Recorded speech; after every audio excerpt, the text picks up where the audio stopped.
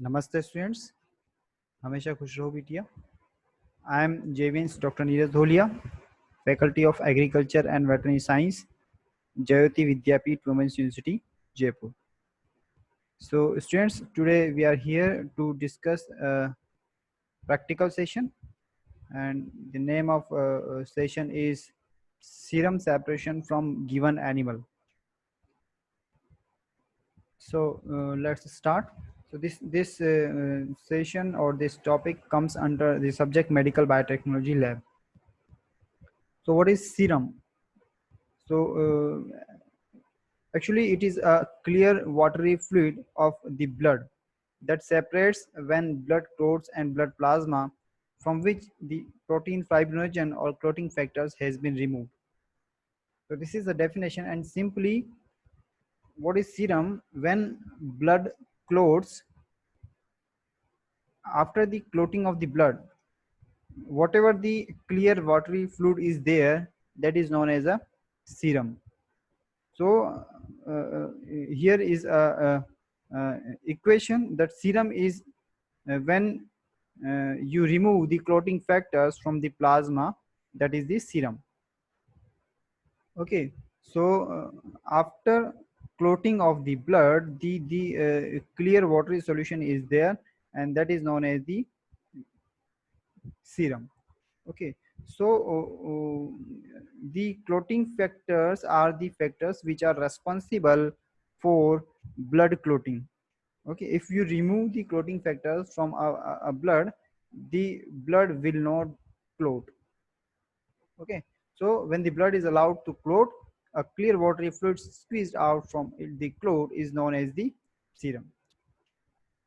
So why we are isolating or separating the serum, and what is the importance of the serum? So serum have various antigens, antibodies, and the microorganisms, the other exogenous substances, the drugs which we have consuming, and only it do not have the large proteins and the blood clotting factors. Okay, so it do not have the blood clotting factors proteins, and except the blood clotting factor proteins, it have all other proteins, antigens, antibodies, drugs, microorganisms, etc. So this is used for various purposes. Broadly, the two categories are there: the clinical diagnostics and the research.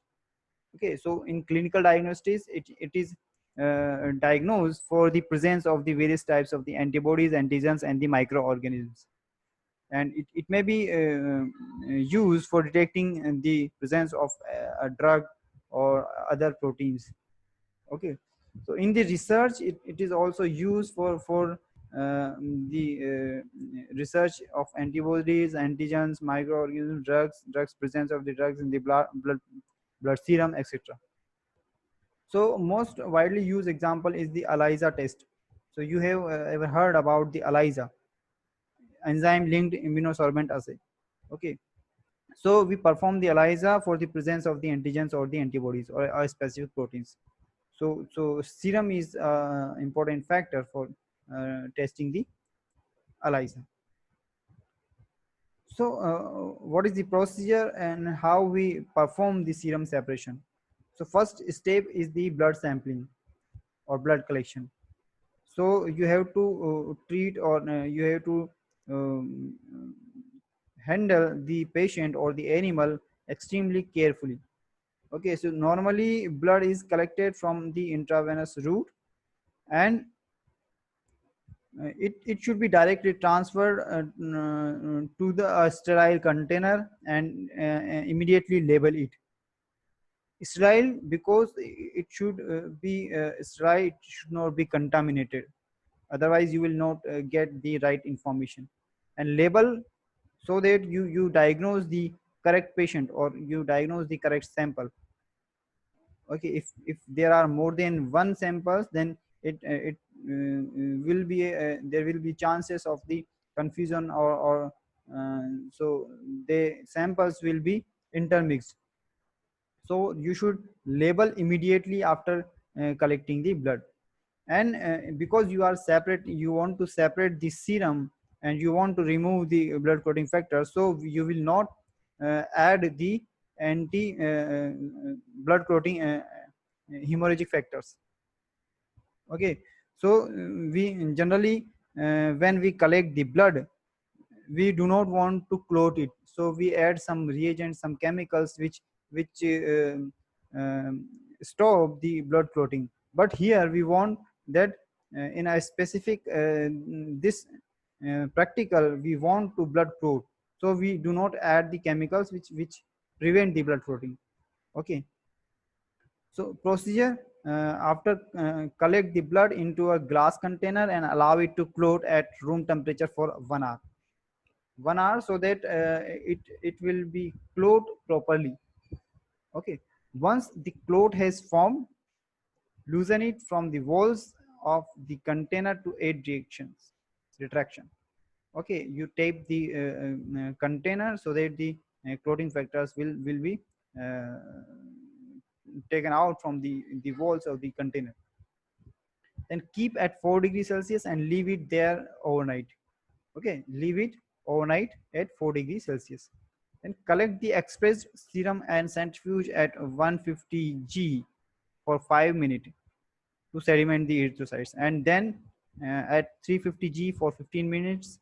Okay, so you will centrifuge the samples twice. First for 5 minutes at 150 G, and then for 15 minutes at 350 G. Okay, so after centrifugation, transfer the serum. What is serum? Serum is a straw colored supernatant. So you will recognize that a transparent straw colored supernatant is there, that is the serum. So transfer the serum to containers, and containers suitable for long term storage, and heat at 56 degrees Celsius for 30 minutes to destroy the heat level components of the complement. So there are few proteins, the complement factors, which hamper the serum. So you will heat at 56 degrees Celsius for 30 minutes to inhibit the complement proteins. So result, you will observe that what you get, and you will write your result. Generally the straw colored serum is separated and preserved. Okay, so what are the precautions you take during the experiment? That handle the patient or animal carefully, and when you withdraw the blood sample, take care of the sterilization and the sanitization processes. The sample should not be contaminated. Okay, then store properly and do the centrifugation processes properly. So these are the various precautions you will take care the precautions when performing the experiment, and write it down in your experiment. So thank you, and hope you are satisfied with this digital session. And if you have any query, please write in the comment box. I will resolve your query. This session is powered by Digital Version 2 Jyoti Vidyapeeth Women's University Jaipur. Thank you.